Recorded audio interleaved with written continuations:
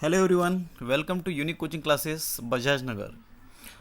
So students, in the last lecture we had seen English workshop of the first poetry of our syllabus, that is Where the Mind is Without Fear. So in the last lecture we have seen page number 2 and 4. Actually we have seen the warming up as well as we have seen the English workshop, half of the English workshop of the same poetry. So today, in today's lecture, we will see the answers of the questions given on the page number 5. Okay, so you can open the page number 5 and let's see the question number 4 here. Read the poem carefully and complete the table. After the discussion in pairs, one is done for you. So here one box is there. They have given here concepts in the poem. Poem में जो भी concepts है वहाँ पे दिए गए हैं. Present situation उसके बारे में हमें बतानी है और एक एक्सपेक्टेड और आइडियल सिचुएशन जो उन्होंने एक्सपेक्ट किए है वो हमें यहाँ पे बतानी है. तो पहला एक एग्जांपल उन्होंने दिया है यहाँ पे जिसका आंसर भी उन्होंने दिया है माइंड. जो कहा है उन्होंने माइंड. अब माइंड की प्रेजेंट सिचुएशन क्या है? तो प्रेजेंट सिचुएशन बताइए. Mind is full of fear. Mind कैसा है? तो फुल ऑफ फियर है, बहुत डरा हुआ है, ऐसा नो. सो डर मन में है हमारे. सो एक्सपेक्टेड सिचुएशन क्या है कि एक्सपेक्टेड सिचुएशन ये है इस पोएम में कि each and every person should be fearless, ऐसा नो. So that's why we can give here expected situation that is fearless mind. Okay, next one is here head. अब हेड की प्रेजेंट सिचुएशन है. अब हम देख सकते हैं कि हर एक व्यक्ति को जो भी प्रेस्टीज मिलनी चाहिए, डिग्निटी मिलनी चाहिए, वो नहीं मिलती है. तो प्रेजेंट सिचुएशन है head is lowered due to shame. Due to shame. You can write down the answer. Head is lowered due to shame. And expected situation क्या है यहाँ पे? यहाँ पे आपको एक्सपेक्टेड सिचुएशन लिखनी है. एक्सपेक्ट किया है head is held high with pride. तो सबको डिग्निटी मिलनी चाहिए, ये एक्सपेक्टेड किया गया है. नेक्स्ट में देयर नॉलेज. अभी अगर आप नॉलेज देख सकते हैं अभी की सिचुएशन तो बहुत ही एक्सपेंसिव नॉलेज हो गया है. तो वहाँ पे आप लिख सकते हैं कि present situation knowledge is expensive. And वहाँ पे और एक लिख सकते हैं यहाँ पे knowledge is expensive and not accessible to all. सबको ये नहीं मिल सकता और बहुत ही एक्सपेंसिव हो गया है. और इसकी एक्सपेक्टेड और आइडियल सिचुएशन क्या है लिखनी है आपको नॉलेज की. So knowledge should be free and accessible to all. Knowledge should be free and accessible to all. यहाँ वहाँ पे लिख दीजिए. Next one is there words. अभी वर्ड्स की प्रेजेंट सिचुएशन क्या है? तो वहाँ पे लिख सकते हैं आप words are shallow and include flattery and lies. अभी लोग झूठ बोलते हैं, खुद का कुछ भी फ़ायदा करने के लिए कुछ भी बोल सकते हैं, झूठी बातें करते हैं, दूसरों की खुशामद करते हैं. तो लिटिल फ्लैटरी एंड लाइज ये आप उसके बारे में लिख सकते हैं.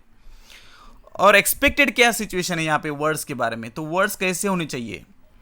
तो words should be truthful and come from a pure heart. तो कैसे होनी चाहिए? तो सच्चे वर्ड्स होने चाहिए लोगों के. तो सच्चाई के लिए लोगों ने जागना चाहिए. तो ऐसा हम कह सकते हैं यहाँ पे. अब हैबिट कैसी है हमारी?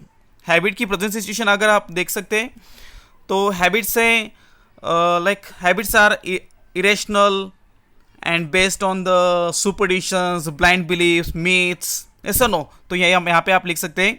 तो हैबिट्स कैसे इरेशनल है, बेस्ड ऑन द सुपरस्टिशंस. ये आप प्रेजेंट सिचुएशन लिख सकते हैं. तो यहाँ पे हैबिट की एक्सपेक्टेड और आइडियल सिचुएशन क्या हो सकती है वहाँ पे लिख लीजिए. हैबिट्स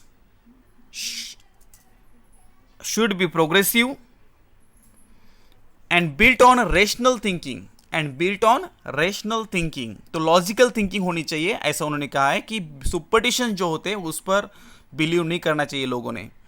नेक्स्ट उन्हें their thought and action, present situation क्या है इनकी, तो thoughts and action are based on superstitious beliefs. तो लोग आज भी अंधश्रद्धा वगैरह पे ध्यान देते, उस पर विश्वास रखते। ये है थॉट्स हमारे। तो कैसे होनी चाहिए, तो हमारे thoughts and action should be progressive in nature and they should be based on rationality. ये आप वहाँ पे लिख सकते हैं।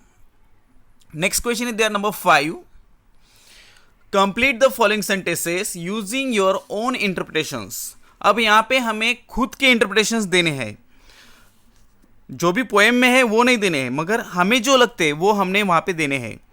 ओके, तो पहला है when the mind is without fear and head is unbowed we enjoy dash dash freedom.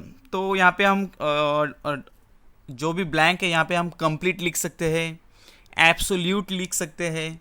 Okay, तो कंप्लीट फ्रीडम और एब्सोल्यूट फ्रीडम ऐसा लिख सकते हैं। सेकंड ब्लैंक है यहाँ पे when knowledge is free comma every citizen enjoys the right to dash dash and dash dash.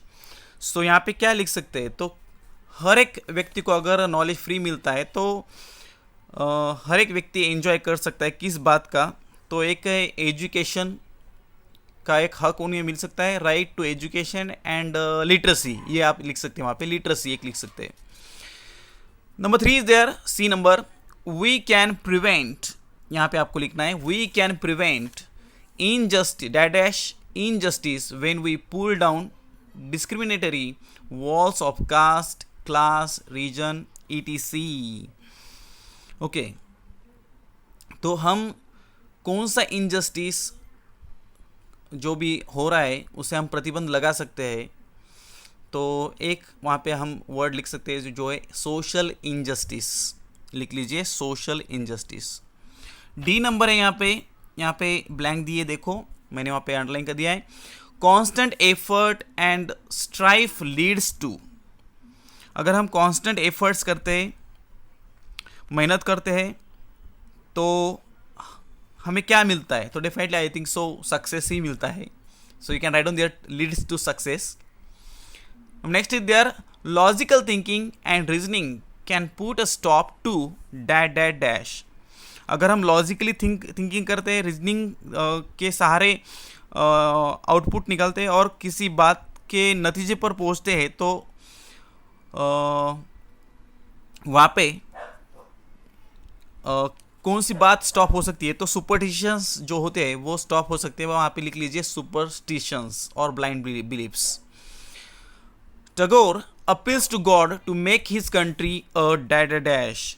तो क्या बनाना चाहते हैं, तो टैगोर जी हमारे देश को तो हेवन ऑफ फ्रीडम बनाना चाहते हैं। आप वहाँ पे लिख लीजिए लास्ट जो एफ नंबर की जो ब्लैंक है वहाँ पे लिख लीजिए haven of freedom. Okay, next one is there, B question is here. फिर से हमें ब्लैंक्स फिलअप करने हैं। यस, तो वहाँ उन्होंने कहा है, देखो students should keep themselves aloof from. तो स्टूडेंट्स ने खुद को किस चीज़ से दूर रखना है, तो मैं कहूँगा कि डिस्क्रिमिनेशन है, नैरो माइंडेडनेस है, इन चीज़ों से उन्होंने खुद को दूर रखना है। वहाँ पे लिख लीजिए डिस्क्रिमिनेशन एंड नैरो माइंडेडनेस। दूसरी यहाँ पे ब्लैंक है, यहाँ पे आपको देना है when dash dash everyone will be literate. When dash dash everyone will be literate. तो कब लिटरेट हो सकते हैं हम, जब knowledge, when knowledge is free to everyone, ये हम यहाँ पे लिख सकते हैं।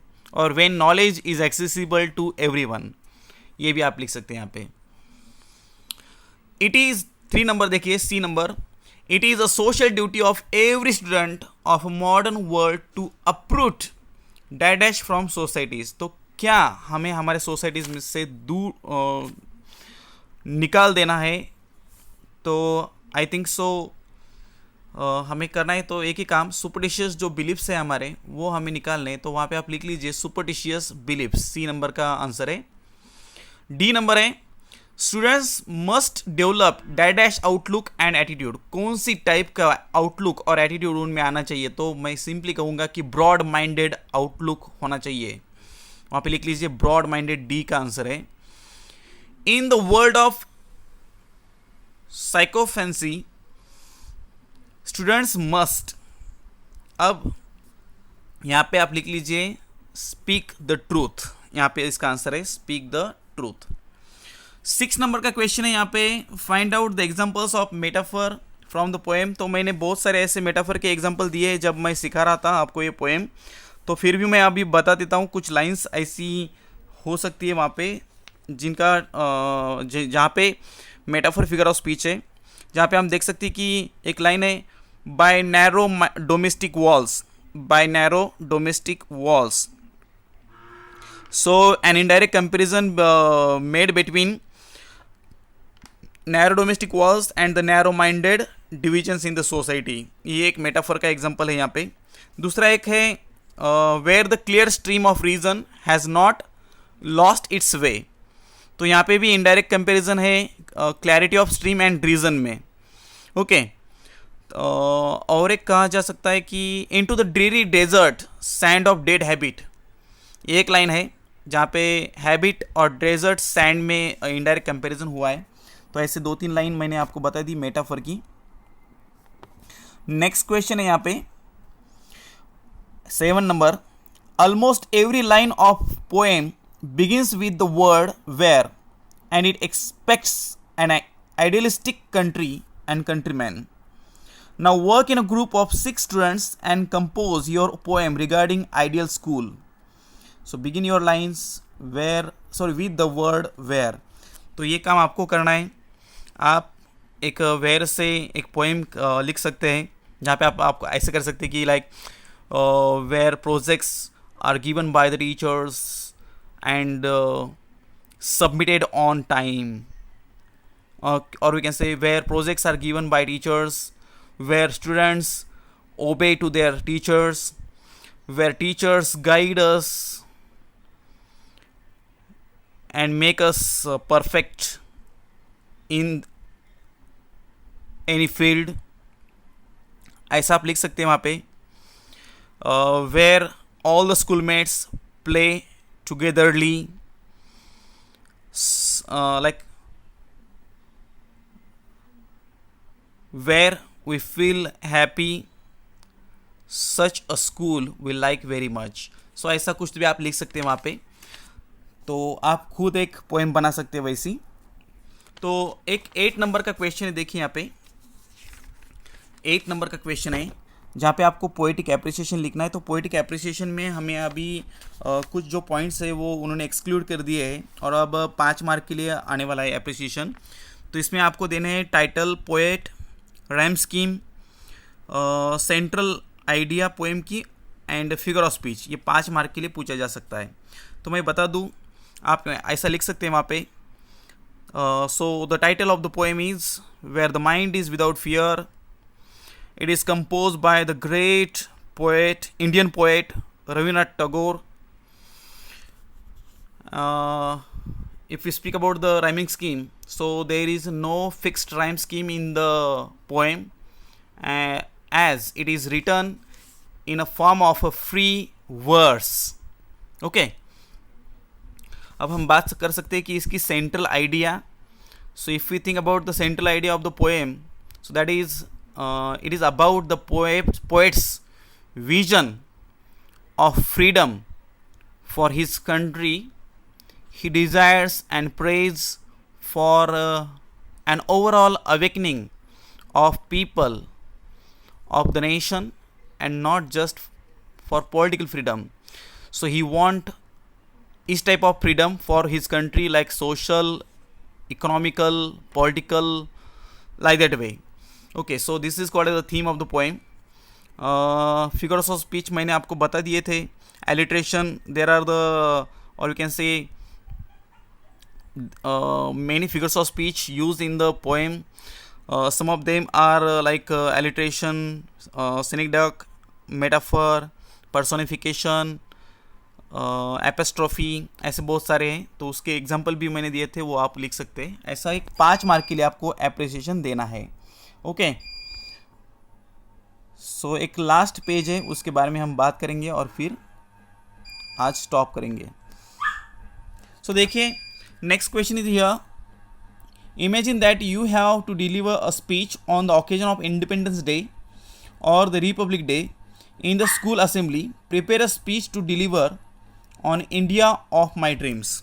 तो इंडिया ऑफ माई ड्रीम्स इस सब्जेक्ट पे आपको एक स्पीच देना है। तो उन्होंने स्टेप्स भी दिए हैं। पहले ग्रीटिंग और सैल्यूटेशन आपको लिखना है, जैसे आप बोलते हैं good morning teachers, chief guest and my fellow students, my dear students. और आपको खुद का और उस सब्जेक्ट जो आप जिस पे बात करने वाले उसका इंट्रोडक्शन देना है। लाइक आप कह सकते हैं कि I am Praveen Lakar from class 10th A. Today I am going to talk about the India of my dreams, ऐसा आप कह सकते हैं। फिर बाद में आएगा elaboration of the topic with examples. आपको वहाँ पे एग्जांपल्स देने हैं कि कैसा आपका इंडिया होना चाहिए, वहाँ पे आपको कुछ एग्जांपल्स देने हैं और इसी तरह से आपको एक्सप्लेन वहाँ पे करना है।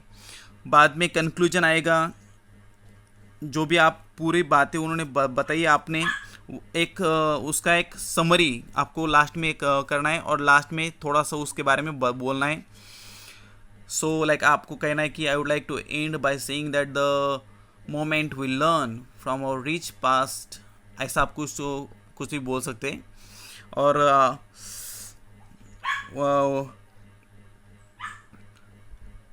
our country would not only become a strong country but also an iconic nation, ऐसा भी आप कुछ तो भी बोल सकते हैं कंक्लूजन में। और लास्ट में आपको देना है थैंकिंग ऑडियंस, जहाँ पे आपको एक तो धन्यवाद व्यक्त करना है।